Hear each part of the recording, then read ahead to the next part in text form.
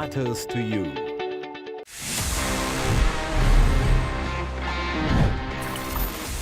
So basically, अगर आप Android use करते हैं या आईफोन यूज़ करते हैं, डजेंट मैटर, आपको दोनों ही ऑपरेटिंग सिस्टम्स में बहुत इजी ऑप्शन मिल जाता है जहाँ पे you can go to the settings and वहाँ से you can mute your unknown numbers, या एंड्रॉयड में you can block calls from unknown numbers. तो अगर कोई अननोन नंबर जो आपकी कॉन्टैक्ट लिस्ट में नहीं है tries to call you, phone won't ring, आप थोड़ा सा सुकून एंजॉय कर पाएंगे. फॉर अ फैक्ट आप ये काम व्हाट्सएप पे भी कर सकते हैं. You can you know mute all your calls coming from unknown numbers.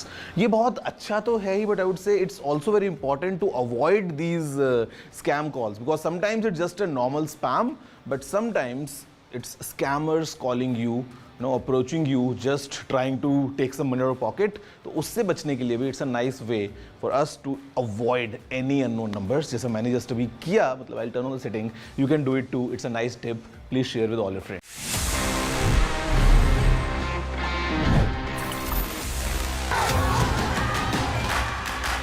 The biggest democratic exercise in the world.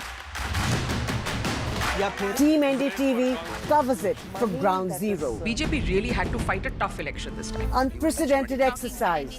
Bharatiya Janata party ने ये देश के विकास Unmatched coverage. There is no dispute. जनता को decide करना है. From polling to counting, NDTV brought you the most trustworthy news and updates.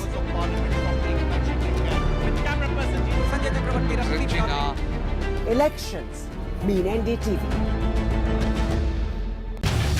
Get ready for the ride of your life. NDTV brings you the NDTV Auto Show with me, Mugdha Mishra.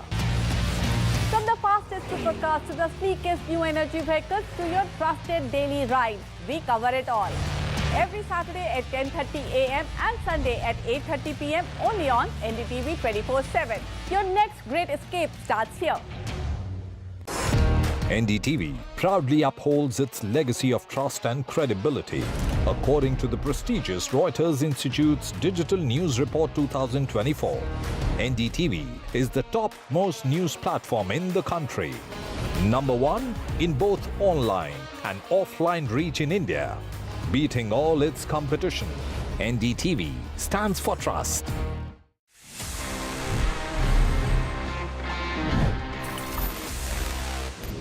Moving next, because हम gadgets की बात कर ही रहे हैं, let's just go back to the most commonly used gadget that we all have in our pockets, the smartphone. और अगर हम इसको analyze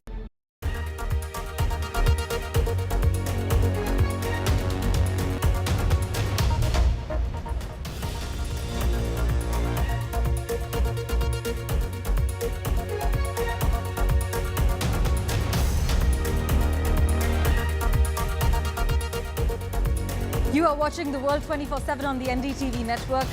I'm Parmeshwar Bava. Let's take you through the top stories you need to know. External Affairs Minister Dr. S. Jaishankar met Qatar's Prime Minister and Foreign Minister in Doha and discussed issues including the Gaza situation and Qatari investments in India.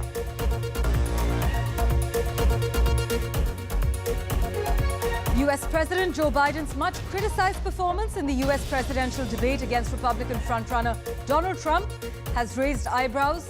Several analysts claim that Biden could be replaced by the ruling Democrats in the US presidential election.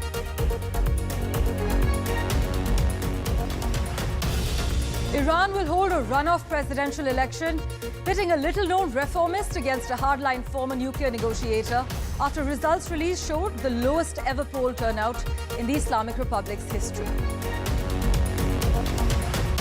The United Kingdom is conducting a general election on the 4th of July, and exit polls have predicted the Labour Party could win this election after 15 years of Conservative rule. But many Indian parents in the UK are worried after the Labour Party has proposed to start taxing private education in the UK. France has taken a step closer to delivering what was once seen as an unthinkable nightmare: a far-right government taking power in Paris for the first time. Exit polls show Marine Le Pen's far-right National Party scored historic gains to win the first round of France's parliamentary election.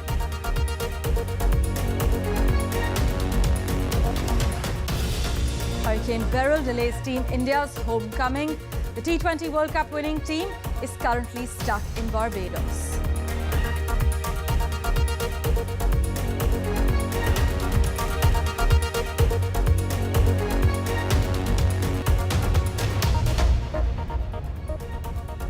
Well, our big focus.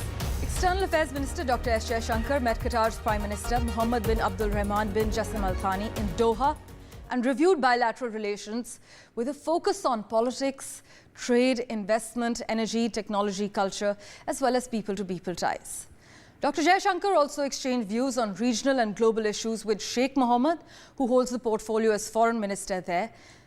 Meanwhile, this was the External Affairs Minister's third overseas visit since he assumed charge for the second time. The first one, as you know, was to Sri Lanka and the second to UAE. But after returning from Qatar, Dr. Jaishankar will go to Astana to represent India in the SCO summit. Well, for further clarity, we have with us senior international journalist and West Asia expert, Dr. Wael Awad. Thank you so much, sir, for joining us on the World 24/7.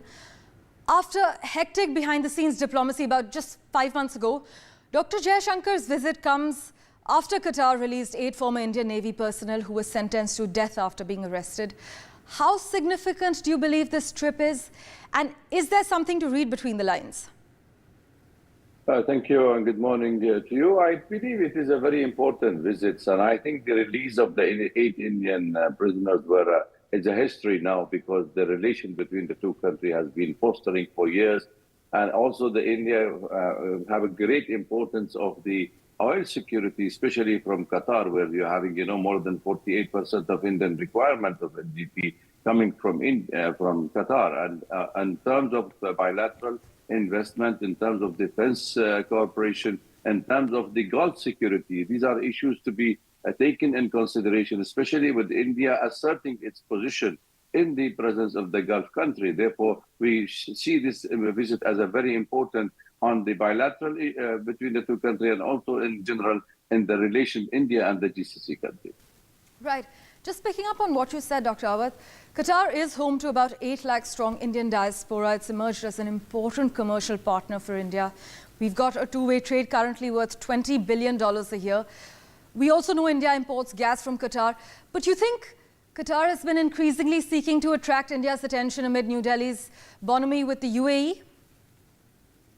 I think most of the Gulf countries are trying to woo India into their sphere of influence. I think the GCC countries have a common position in regards to the India oil and food security and the diaspora. Therefore, you see, you have more than 8 million Indians are in the Gulf country, where you have more than 14 million Indians visiting this part of the world, and there are more than $73 billion revenue annually comes to India from the Gulf countries. So therefore, I think it's important. The most important part that Qatar is one of the largest investors in the world, and I think that's what India is looking for, making India. That is more important for India as well. And I think Qatar is keen on investing in India, like the UAE, like the Saudi Arabia. More important also, Qatar hosts the Afghanistan Taliban in their territories, including also Hamas leadership. So I think India concerned with West Asia development, especially with the war on Gaza by the Israel, and also on the development with Doha, where we have a meeting on the Taliban for the first time, that there are 20 international agencies are meeting. I think that first-hand information for India, it's of a great importance if we also take in consideration the foreign minister is going to Astana to attend the Shanghai summit. So therefore, it's quite important, I think, India to have full information before sitting on the table. Well, thank you so much, as always, Dr. Awad, for joining us on the World 24/7. Thank you. With that, let's turn our attention to the United States. Well, early polling is starting to trickle in after US President Joe Biden and Donald Trump's first presidential debate, and it doesn't look like good news for the incumbent. Following Thursday night, when Biden's shaky performance unnerved top donors and voters alike, one survey found Democratic-leaning voters are now less likely to swing for Biden in November's election. The share of Democrats who do not think Biden should be running for re-election jumped 10 points, according to a separate poll.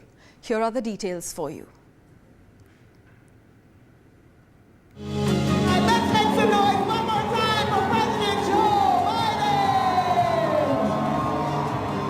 At 81, Biden is the oldest person to hold office in the history of the United States.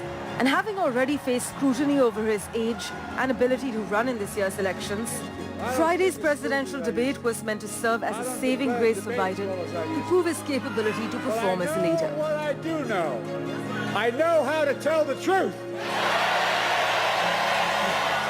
Biden fails to impress the voters. There is now tremendous pressure on him to quit the presidential race. The question every voter should be asking themselves today is not whether Joe Biden can survive a 90-minute debate performance, but whether America can survive 4 more years of crooked Joe Biden in the White House.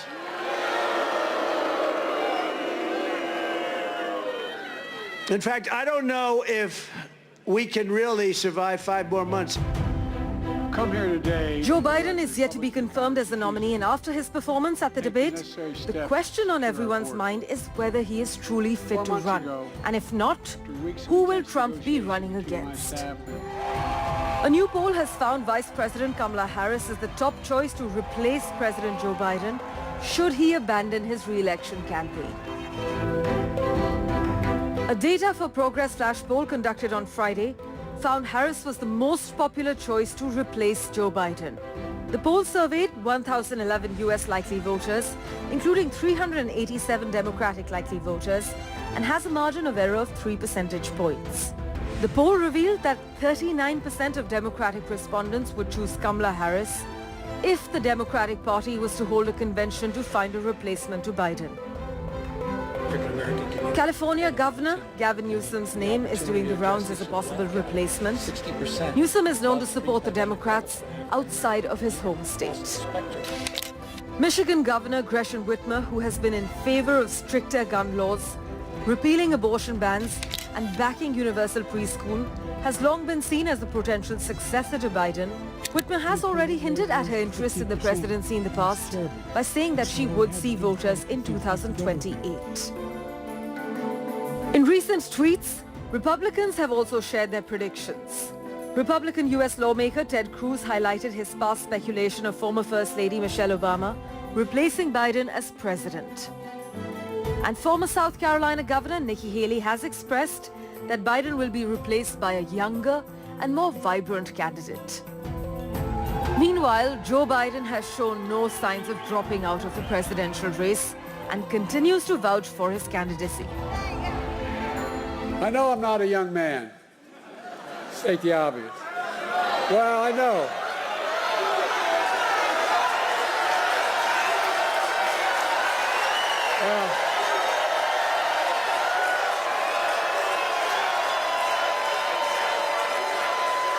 Well, I don't. Folks, I don't walk as easy as I used to. I don't speak as smoothly as I used to. I don't debate as well as I used to. But I know what I do know. I know how to tell the truth.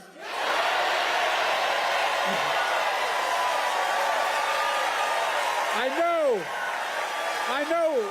know right from wrong. And I know how to do this job. Folks, I give you my word as a Biden, I would not be running again if I didn't believe with all my heart and soul I can do this job. Because quite frankly, the stakes are too high. The stakes are too high. With Samya Afsar, Parmeshwar Bava for NDTV. And for the latest from Ground Zero, we have with us Andrew Cluster, live from New York. Andrew's also was the Deputy Chief Analytics Officer for President Barack Obama's 2012 re-election campaign. Thanks so much, Andrew, for making time for us. Thank you so much for having me. Many experts actually predicted that the first post-debate surveys are likely to overstate the magnitude of Biden's decline, just as they oversold his lead after his first debate against Donald Trump 4 years ago. What's your take, Andrew? So, at this stage, it's one bad debate performance. I think that there's certainly the possibility of recovery, and I don't think Biden should be counted out yet. Although certainly, the latest news cycle over the past couple of days since the debate has helped Trump and hurt Biden. I think it is Biden is difficult to replace for reasons that are both technical and political. The technical reasons, one, it would be easiest if Biden were to step aside. There's no sign of that happening. If he did, if he were pressured to step aside or decided to step aside, then the Democratic National Committee would have to either change the rules or implement existing rules to select a new candidate. Right. And there's no consensus among who that candidate should be. The survey that you just showed that the leading candidate, Kamala Harris, who is the best known candidate, is supported by less than half of those who were surveyed as Biden's replacement. Right. So it's not at all clear that there's someone waiting in the wings who would be a consensus choice. And it's also not at all clear that whoever is selected would win more votes than Biden. So it would be challenging to pull off, but not impossible. An exciting run-up to the November election indeed. Top party members are not denying that Biden had a bad night, but they've increasingly pointed to other factors beyond Biden's age or cognitive abilities to argue that the US president isn't to fault for his debate performance, including that he was actually over-prepared, that CNN moderators didn't adequately fact-check Trump, and that his most senior advisors are responsible for his weak showing. But Andrew, even though Joe Biden's cognitive and physical fitness has left quite an impression not just on US respondents but world over, what do you think the plan of action will be over the next few days? Are Democrats finding more talking points to shift the discussion away from Biden? Yeah, I think that, the reality is that Trump misspeaks and says things that are inaccurate or untrue far more frequently than Biden, but it is Biden is held to a higher standard than Trump. For voters who are looking for competence, are concerned about Biden's performance. Voters who are looking for competence in the White House are not Trump supporters. They were never Trump supporters. So that's why misspeaking is a bigger problem for Biden than it is for Trump. Well, Andrew, thank you so much for joining us on The World 24/7 with that quick analysis regarding the November election. Well, Donald Trump has been busy with the election campaign, but if the 78-year-old becomes the president of the United States again, he might not see his wife Melania Trump much in action. Now, as per reports, Melania Trump has made a deal with the former US president. Melania has made a deal with her husband that if he wins the presidency, she will not have to be on First Lady duty 24/7. This is what a source was quoted as saying, and the report added that the former First Lady has made the deal as she wants to spend more time with her son, Barron Trump, who will reportedly move to a university soon in New York.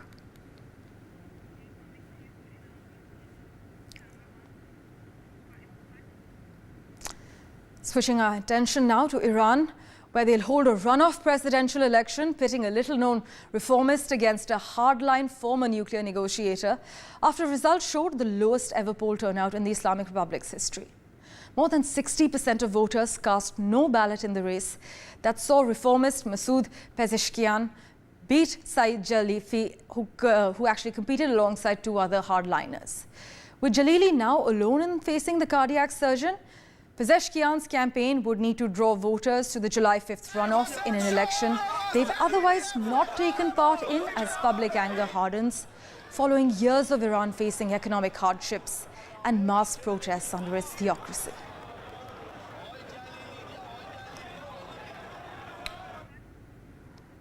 A quick update from the United Kingdom now, where on the final weekend of campaigning ahead of the UK general election on Thursday, both Prime Minister Rishi Sunak and the man who is fighting for his job at 10 Downing Street, Labour leader Keir Starmer, have hit the Temple Trail to woo British Hindu voters.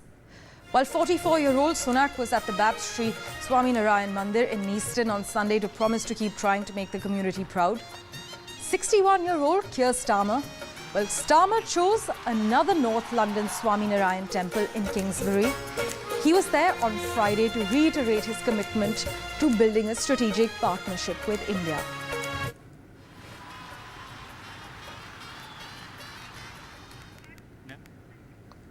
To France now. Well, France has taken a step closer to delivering what was once seen as an unthinkable nightmare. A far-right government taking power in Paris for the first time. Marine Le Pen's national rally made big gains in the first round of a snap election that could see political orthodoxy across Europe and beyond, with implications for markets and global security that will actually be hard to predict as per analysts at this stage. According to early estimates by pollsters Ipsos, the far-right national rally is on course to win 34% of Sunday's vote, while French President Emmanuel Macron's centrist alliance suffered staggering losses. They were predicted to come third with 20.3% of vote. The left-wing alliance, meanwhile, also made a strong showing. Ross Cullen has the latest from Paris.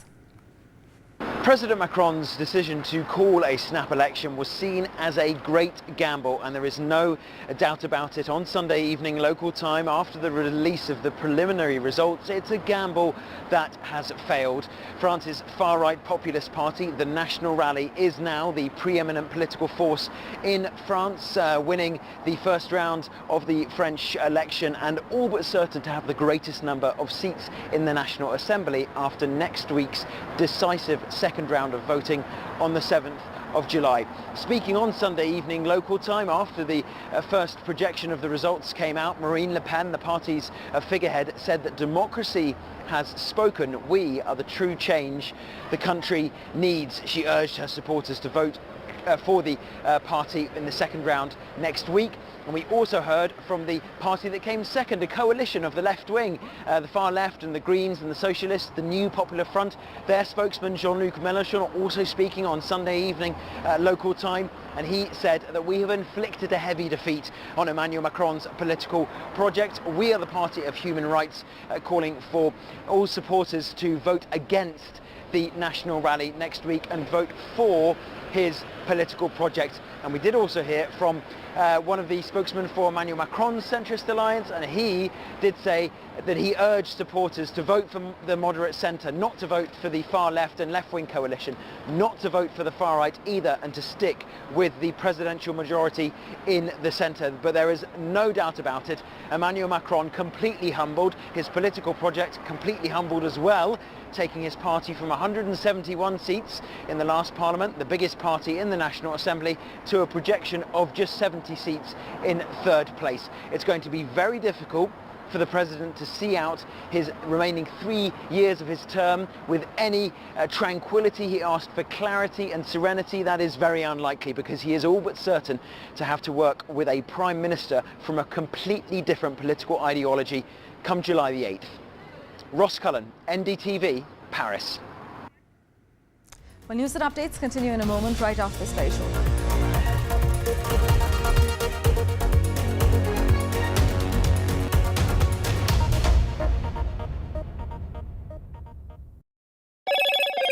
Hello. Loan मिलेगा या नहीं, ये आपके credit score पे depend करता है। तो आज ही पैसाबाजार.com पर जाइए और अपना क्रेडिट स्कोर चेक कीजिए फ्री में, क्योंकि लोन की जरूरत कभी भी किसी को भी पड़ सकती है।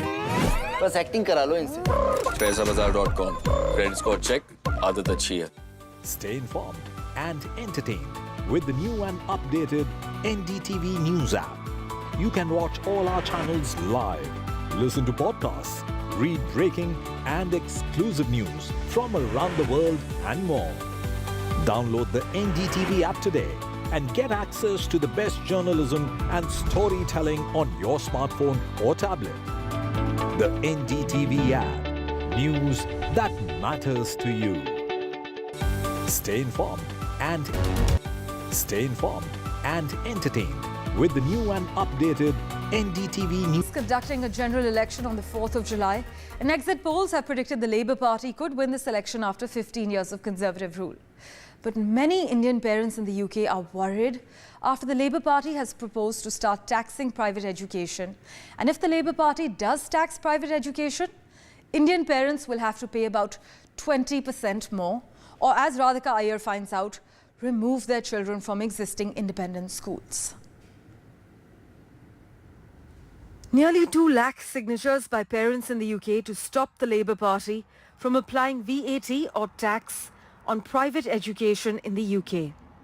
A big chunk of these parents are Asians, Indians, who make multiple sacrifices to make better education available for their children. Public school education is free in the UK, but Indian parents make choices. 7-year-old Riva loves her school and wouldn't miss a day of it. Her parents, Rashmita and Vamsi, agreed to stop having more children so Riva could get all the attention and support she needs, which in a state school could be limiting because of the increased teacher and pupil ratio. 100% it's going to affect our budgets very drastically, and we will have to rethink whether this is something we can continue to afford or not.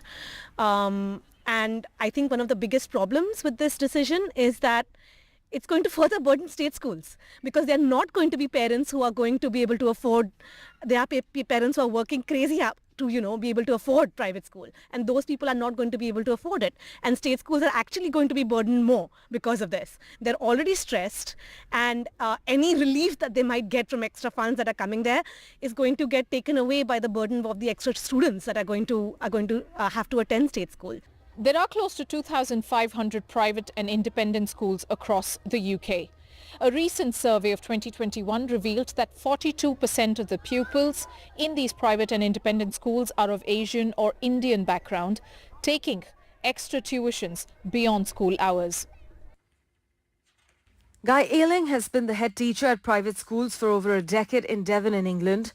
He finds Asian and particularly Indian pupils extremely hardworking and career-oriented. The move to tax private education may mean that fees could go up from £15,000 a year to £18,000. Taxing any education is regressive, and our nation would be an outlier if it went down that path. But I can see no good at all from raising such a tax. It would reduce social mobility, it would reduce accessibility and punish hard-working parents. Radhika Iyer in London, NDTV. Meanwhile, this year the ASEAN summit will be held in Laos, and this country in our neighbourhood is a key ally having deep cultural and economic ties. My colleague Mohammad Ghazali spoke to the Indian ambassador Prashant Agarwal in Laos as to what will be India's focus in this summit. Here's what he said. Okay, so we are here in Lao DPR, and we have got the ambassador, Mr. Agarwal, who will speak to about the ASEAN summit, which is going to be hosted here later this year, and how has India's Act East policy performed in the last 10 years. Thanks for speaking to us, sir. First of all, ASEAN summit later this year. India has been attending many summits. What's the significance of this particular summit, and also, can you just also share about the India's cultural relations with Lao? This year, 2024, is a very special year because we are marking 10 years of our Act East policy, which was formulated under the leadership of Prime Minister Modi. And a very active and dedicated implementation of this Act East policy has resulted in our comprehensive strategic partnership with ASEAN. So that is a very significant milestone. This year, ASEAN Summit and related summits will be held in Lao PDR in Vientiane, including the ASEAN India Summit and East Asia Summit, because Lao is a chair. The theme for their chairmanship is promoting resilience and connectivity, which are our shared priorities. We have been engaging with ASEAN in building our connectivity in several dimensions: digital connectivity, people-to-people connectivity, connectivity in maritime domain, and so on. So we look forward to further progress and strengthening of these dimensions in the coming year. Okay. Of all the initiatives which the government of India has taken in the last 10 years, some domestic initiatives which has become an extended arm of the foreign policy, what I could remember of is one is digital payment initiative. The Prime Minister has also spoken about in different countries. What has been the status here in Laos as far as the digital payment initiative is concerned? For the government of Lao PDR, building digital infrastructure is also a very high priority. because obviously, creating digital infrastructure allows people who are far-flung and people who need support to be brought into the financial inclusion. And India's own digital public infrastructure has demonstrated spectacular capacities in this regard. Its trustworthiness, its scalability, its cost effectiveness are all huge pluses. We have been working with specific initiatives with the government of Lao area to work together to see how we can share experiences and benefit by each other's work and experiences. Well, thank you for investing your time and watching this edition of The World 24/7. News and updates continue on NDTV 24/7 as always.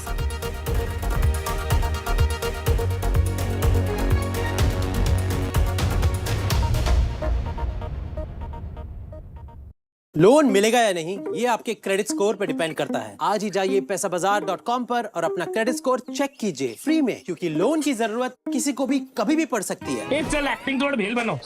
ये आया बात बोल। पैसाबाजार.com। The biggest democratic exercise in the world. Team NDTV covers it from ground zero. BJP really had to fight a tough election this time. Unprecedented exercise. Bharatiya Janata party ने ये देश के विकास unmatched coverage. There is no dispute. जनता को decide करना है. From polling to counting, NDTV brought you the most trustworthy news and updates.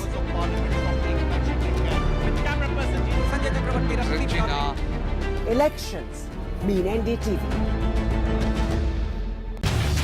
Get ready for the ride of your life. NDTV brings you the NDTV Auto Show with me, Mugdha Mishra. From the fastest supercars to the sleekest new energy vehicles to your trusted daily ride, we cover it all. Every Saturday at 10:30 a.m. and Sunday at 8:30 p.m. only on NDTV 24/7. Your next great escape starts here. NDTV proudly upholds its legacy of trust and credibility. According to the prestigious Reuters Institute's Digital News Report 2024, NDTV is the topmost news platform in the country. Number one in both online and offline reach in India. Beating all its competition, NDTV stands for trust.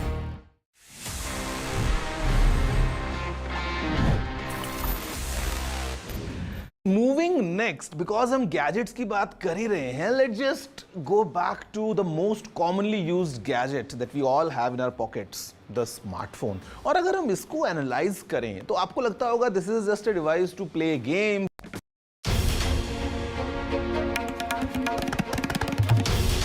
This is NDTV, and you're watching NDTV 24/7. Hello, Moto.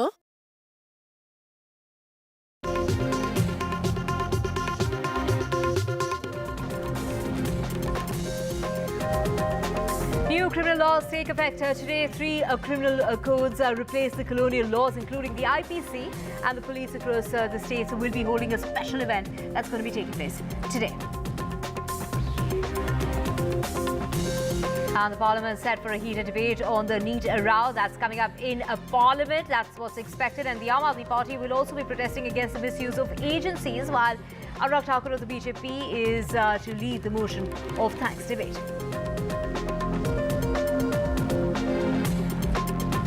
NEET probe net widens with an arrest that's been made in Gujarat. The CBI has gone ahead and arrested the chairperson of a school. Jai Jalaram School's chairperson Dikshit Patel has been arrested.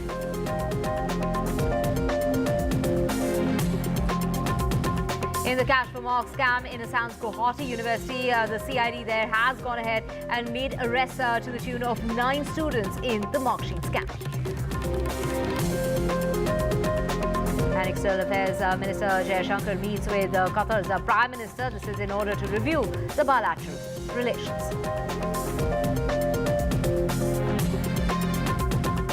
And Team India's homecoming is delayed slightly, and that is on account of the weather situation. Hurricane Beryl has delayed the homecoming, while in the meantime, it is the Prime Minister who will be meeting with the BCCI officials.